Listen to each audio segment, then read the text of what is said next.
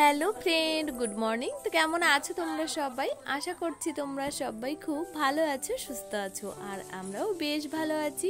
তো এখন বাজে ঘড়িতে সকাল 9টা। তো এখন থেকে তোমাদেরকে সাথে নিয়ে নতুন একটি ব্লগ শুরু করছি। আই হোপ তোমাদের একটু হলেও ভালো লাগবে। তো সকালের ওদিকের বাসি কাজকর্ম সেরে রান্নাবান্নাও কমপ্লিট হয়ে গেছে, কাঁচা ধোয়া হয়ে গেছে। তারপর এসেছি ঘরের কাজে। তা আজকে উপর থেকে ঝাড় দিতে দিতে না নিচে নামছি। তা সকালবেলায় তাড়াহুড়ো করে বাসি ঘরটা নিচের দিকটায় ছাড়িয়ে নিয়েছিলাম, আর উপরটা এখনো ঝাড় দেওয়া হয়নি। তো এখন ঝাড় দিচ্ছি। আর সোনা স্কুলে যাবে যেহেতু, তা ওকে বললাম তুই ওদিকে রেডি হতে থাক, আমি তারপর তোকে চুলটা বেঁধে দেবো। তো উপরের ঘরগুলো সব ঝাড় দেওয়া হয়ে গেছে, আর এখন সিঁড়ি দিয়ে ঝাড় দিতে দিতে নিচের দিকে যাচ্ছি। আর সোনার এর মধ্যে স্নান রেডিও হয়ে গেছে, আর মাকে বললাম ওকে একটু খাইয়ে দিতে। আর যেহেতু স্কুলে যাওয়ার আগেও ওকে খাইয়ে দিতে হয়, আবার স্কুল থেকে আসলেও ওকে খাইয়ে দিতে হয় বেশিরভাগ দিন, আর 2-1 দিন হয়তো নিজে থেকেই খাই। তো উপরের ঘরগুলো ঝাড় দিয়ে নিচে চলে এসেছি, আর এর মধ্যে ওর খাওয়া দাওয়া কমপ্লিট হয়ে গেছে। তারপর ওর চুলটা বেঁধে দিচ্ছি। তো তোমাদের দাদা ভাই না আজকে আর সকালবেলা বেরোয়নি, বলছিল যে সকালবেলায় যে সোনাকে স্কুলে নিয়ে যাব, তারপর ওখান থেকে আমি নিজের কাজে যাব। তো সেই কারণে এখন সোনাকে নিয়ে স্কুলে চলে যাচ্ছে। তো তোমাদের দাদা ভাই সোনাকে নিয়ে ওদিকে বেরিয়ে গেল। তারপর আমি নিচের ঘরগুলো ভালো করে ঝাড় দিয়ে নিচ্ছি একে একে।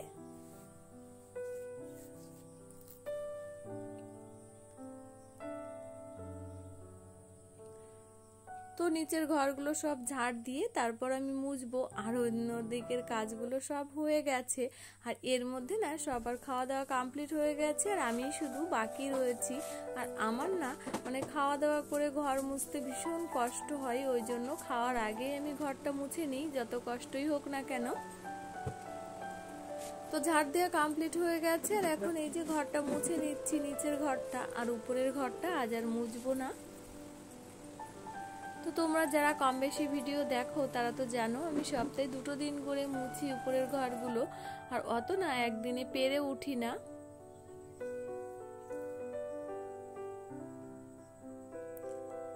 আর যেহেতু আমি লাঠি দিয়ে মুছতে পারি না ঘরগুলো, হাত দিয়ে মুছি, ওই জন্য কষ্টটাও আমার বেশি হয়।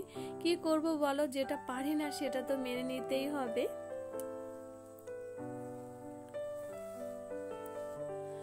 তো ঘরগুলো সব মোছা কমপ্লিট হয়ে গেছে, তারপর সকালের খাওয়া দাওয়াটা করে নেব।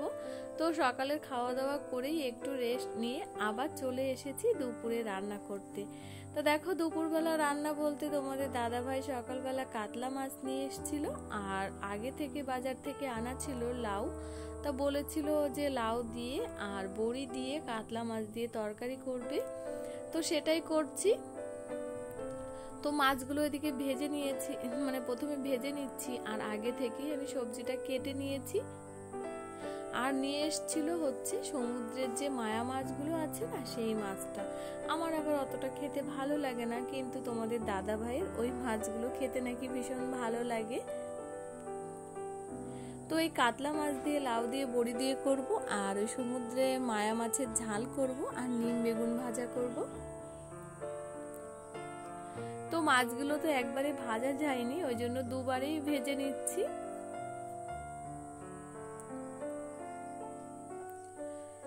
তো তোমরা তো আগের ব্লগে দেখেছিলে যে ভাইজি হসপিটালে ভর্তি রয়েছে। তা কাল রাত থেকে না আর জ্বর আসেনি, এখনো ভালো আছে। তা বাবা ওখানে ছিল রাতের বেলাতে, তা বাবা সকালবেলায় ফোন করে দিয়েছে যে ও ভালো আছে, আজকে ওকে ছুটি দিয়ে দেবে, তোর আর আসা লাগবে না। তো আমি ভাবলাম বেশ ভালোই হলো, তার কারণ আজকে থেকে না আমি একটা নতুন কাজে জয়েন করব। ওর জন্য আমার ভীষণ অসুবিধা হয়ে যেত, তো যাওয়া লাগবে না, একদিক থেকে আমার ভালোই হলো। আর সোনাটা সুস্থ হয়ে গেছে, শুনেও ভীষণ শান্তি পেলাম মনে আর কি। তো এখন আমি রান্না বান্না করে না যাব ব্যাংকে। আমাদের এখানে কোঅপারেটিভ ব্যাংক আছে, সেই ব্যাংকে মহিলাদের একটা গোষ্ঠী আছে, তা সেই গোষ্ঠী আমারও রয়েছে। তা গোষ্ঠী থেকে প্রত্যেক দলের এক একজন করে নিয়ে তারপর হচ্ছে ব্যাংক থেকে এটা হাতের কাজ শেখাবে, পাটের জিনিস দিয়ে, পাট দিয়ে পাটের সুতো দিয়ে অনেক ধরনের জিনিস তৈরি করানো শেখাবে, 1 মাস ধরে ট্রেনিং হবে, তারপর একটা সরকারি সার্টিফিকেটও দেবে আমাদেরকে। তো আমি সেই কাজেই যাব, ওই জন্য তাড়াতাড়ি করে রান্নাটা সেরে নিচ্ছি। তো ডিউটিটা আমাদের প্রতিদিন, শুধু রবিবারটা বাদে সকাল মানে সকাল না 12টা থেকে বিকাল 4টে পর্যন্ত। তো টিফিনও দেবে ওখান থেকে আবার দুপুর বেলাতে। তো তার জন্য ভাবলাম যে আমি কখন যাব যে বনগাঁতে হসপিটালে। তা বাবাকে বলেছিলাম যে আমি সকালবেলা তো যেতে পারবো না, আমি বিকালের দিকে যাব। ওই জন্য বাবা সকালবেলায় ফোন করে বলল যে সোনার ছুটি হয়ে গেছে, তোর আসতে হবে না। তার জন্য আমি আর মানে যাব না আজকে, আর বাবা নিয়েই চলে আসবে ওকে। তো এর মধ্যে আমার ঝটপট করে তরকারিগুলো রান্না করা হয়ে গেছে, আর বাকি রয়েছে এই যে নিম বেগুন। তা নিম পাতাটা এই যে তেলের মধ্যে দিয়ে দিয়েছি, আর এখন বেগুনটা মানে দিয়ে দিলাম। আর এই নিম বেগুন খেতে না আমার ভীষণ ভালো লাগে। তোমাদের কার কার পছন্দ সেটা অবশ্যই কমেন্ট করে জানিও। তো রান্নাটা হয়ে গেলে তারপর স্নান করে রেডি হয়ে নেব। তো দেখো রান্না বান্না কমপ্লিট করে স্নান করে রেডি হয়ে নিয়েছি, আর এর মধ্যে তোমাদের দাদাভাইও চলে এসেছে। আর আমার না অনেকটাই লেট হয়ে গেছে, তো তোমাদের দাদাভাই বলছে চলো আমি তোমাকে দিয়ে আসি। তো দেখো আমাকে দিতে এসেছে, যে এটাই হলো কোঅপারেটিভ ব্যাংক। তো তোমাদের দাদা আমাকে নামিয়ে রেখে চলে গেছে বাড়িতে। আমি এখন ঢুকছি, আর এসে দেখছি অনেকেই চলে এসেছে। তো আমাকে সবাই বলছে তুমি এত দেরি করলে কেন, কি করব বলো। এই কাজ করতে করতে না অনেকটাই দেরি হয়ে গেছে। আর দেখো আমাকে সবাই জিজ্ঞাসা করছে, আর এখানে অনেকেই আছি আমরা, মোট 32 জনা।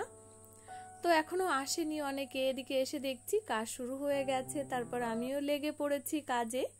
তো কেউ কেউ পাট বিনুনি করে মানে অনেক রকমের ডিজাইনের জিনিস বানাচ্ছে, আর আমি কুরুচের কাজ করছি। অনেকেই করছে কুরুচের কাজ, তা আমি ওই যে কুরুচ কাটা দিয়ে ব্যাগ তৈরি করছি। তা আমি না আগে কম বেশি একটু জানতাম, ওই জন্য অসুবিধা হচ্ছে না, আমাকে বলে দিয়েছে সেইভাবে চেষ্টা করছি। আর অনেক দিন ধরে মানে করা হয়নি, তো ওই জন্য হাতটাও রানিং হচ্ছে না, মানে অনেকটাই দেরি হচ্ছে। আর এখানে আমরা অনেক লোক, দেখো অনেক মহিলা, আর সবাই মিলে ভীষণ গল্পও হচ্ছে, এদিকে হাতে কাজও হচ্ছে, ভালোও লাগছে বেশ। আর ব্যাংক থেকে বারবার আসছে আমাদেরকে দেখতে কেমন কাজ করছি আমরা।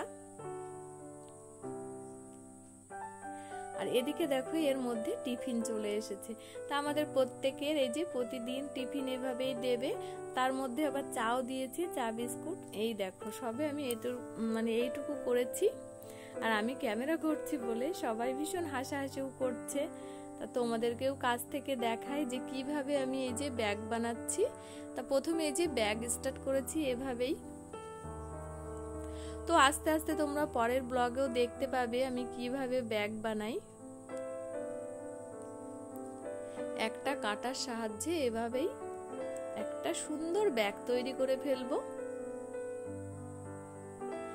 তো আমাদের ক্লাস করা কমপ্লিট হয়ে গেছে, আর এখন সবাই একে একে বেরিয়ে যাচ্ছি। আর অনেকে পাট বুনছিল, তো সেই পাটের ধুলো গায়ে ভরে গেছে। আর এখনই না সোনা স্কুল থেকে বাড়ি যাবে, তা দেওর গেছে আনতে, তোমাদের দাদাভাই ফোন করেছিল, তো ওর সাথেই আমি বাড়িতে চলে যাব, যেহেতু আমি কিছুই নিয়ে আসিনি, দাদাভাই দিয়ে গেছে। তো হাঁটতে হাঁটতে রাস্তায় চলে এসেছি, আর এর মধ্যেই সোনা আর দেওর চলে এসেছে এই যে। তো এখন ওদের সাথে বাড়িতে চলে যাব। তো এই ভিডিওটি আর বড় করছি না, এখানেই শেষ করছি। তো ভিডিওটি তোমাদের কেমন লাগলো অবশ্যই জানিও। তো আবার ফিরে আসছি নতুন ভিডিওতে, ততক্ষণে তোমরা ভালো থেকো, সুস্থ থেকো, নিজেদের খেয়াল রেখো। আবার দেখা হচ্ছে নেক্সট ব্লগে। টাটা।